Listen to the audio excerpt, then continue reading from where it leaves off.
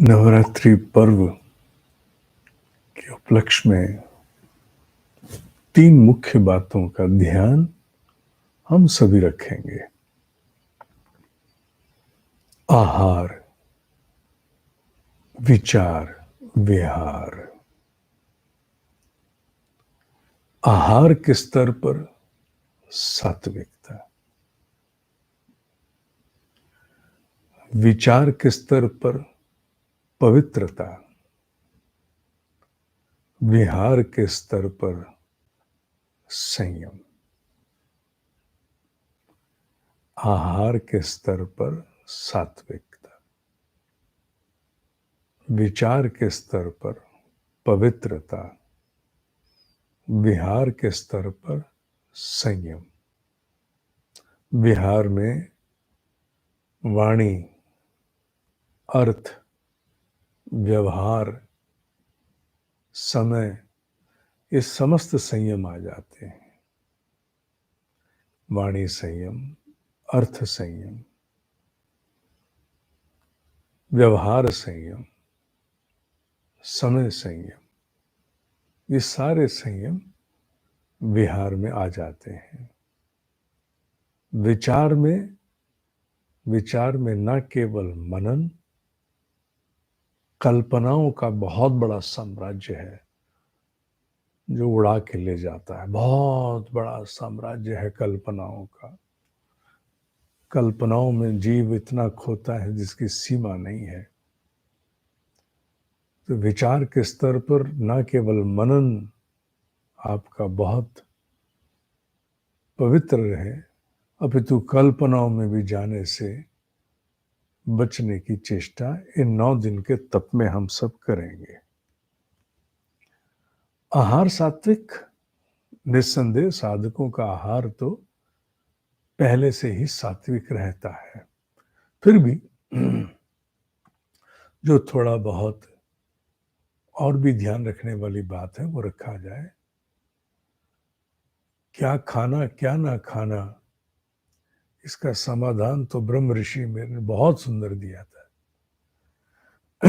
नवरात्रि पर्व में सामान्यतः प्याज लहसुन जहां प्रयोग होता भी है वहां भी नहीं होता,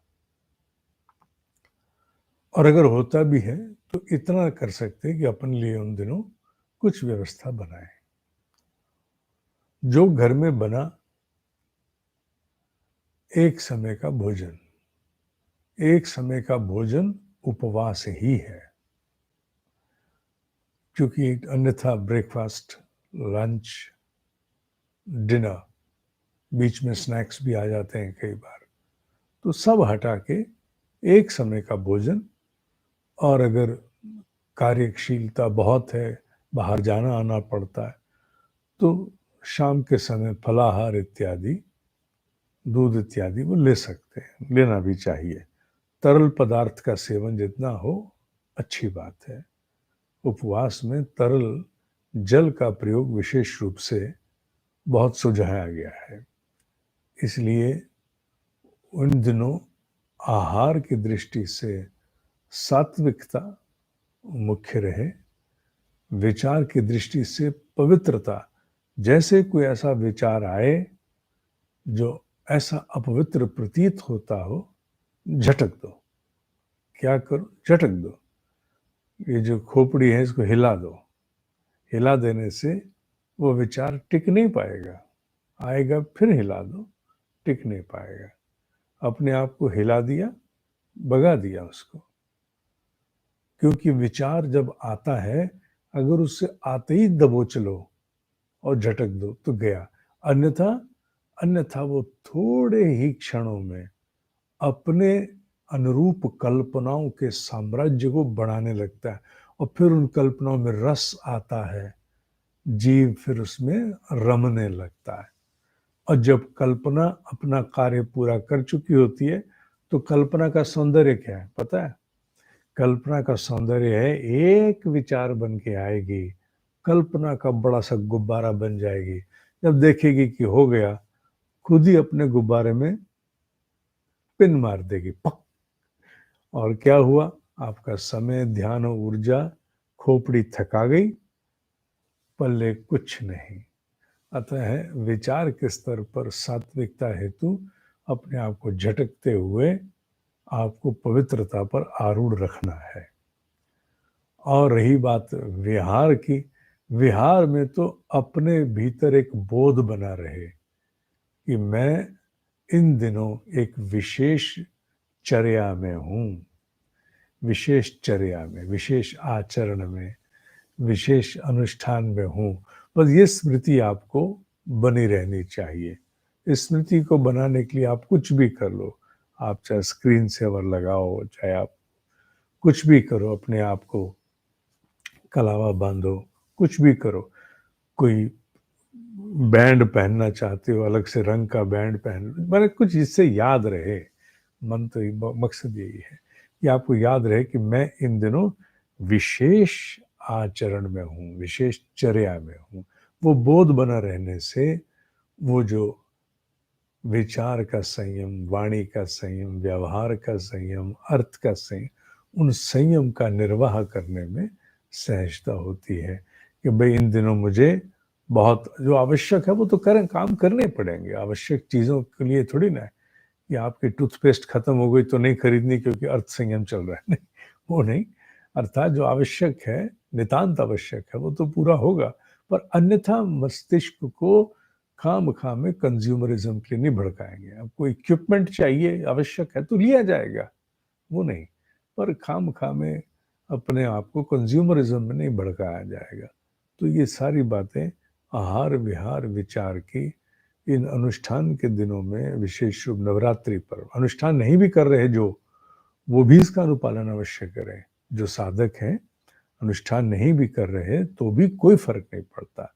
ट्रैवलिंग में हैं, अस्वस्थ हैं, घर में स्थिति अभी ऐसी नहीं है कर सकें, तो भी वो उन दिनों में उनको बोध तो बना रहेगा, नवरात्रि है और मन में मानसिक जप भी चलता रहेगा। तो वो फिर इसका अवश्य पालन करें, क्योंकि जप बिना तप के, अब आ जाओ मोटी बात पर। मोटी बात कितनी भी खोटी लगे, पर वही एक सोटी है जो गोवर्धन करेगी। गोवर्धन, प्राण का वर्धन। गोवर्धन किया था ना केशव ने, सोटी लगाई थी, उंगली लगाई थी, सबने फिर अपनी अपनी उंगलियां लगाई थी। तो वो गोवर्धन की उंगली, गोवर्धन की सोटी क्या है? तप। तप के बिना नहीं, तप के बिना बाबूजी संभव नहीं है। जप को गति कौन देगा? जप को गति तप देगा। जप को प्रचंडता तप देगा। जप में एक बहुत बड़े स्तर का वेग कौन देगा? वो वेग तप देगा। इसलिए तप का महत्व है। जप का प्रभाव, जप का प्रभाव अगर 100 गुना, एक वैसे उदाहरण दे रहा हूं समझाने के लिए, तो तप के साथ वो 1000 गुना हो जाएगा। इतना फर्क पड़ता है? बिल्कुल फर्क पड़ता है। तप के साथ बहुत बड़ा अंतर पड़ता है। अगर तपस्वी जीव जिस रूप में तप कर रहा है, अगर तपस्वी जीव कोई भी कार्य करता है, वो किसी दूसरे के अनुपात में कई गुना आगे जा सकता है। इसलिए जप के साथ तप का बहुत बड़ा महत्व है। तप के साथ जप करोगे तो आपके अपने भीतर, आपके मन में, मस्तिष्क में, आपकी छाती में गहरा आभास होगा, कुछ तो किया है हमने, कुछ किया है। तो जप के साथ तप का संयोग करना परम आवश्यक है। इसे गंभीरता से लेना, ठीक है? एक दिन बचा बीच में, मन को पूरी तरह से तैयार कर लो। शरीर पहले से ही तैयार हो चुका होगा, बस इसी को संभालना है। जप, तप, ओम ही सत्य है, ओम ही सत्य है, ओम ही सत्य।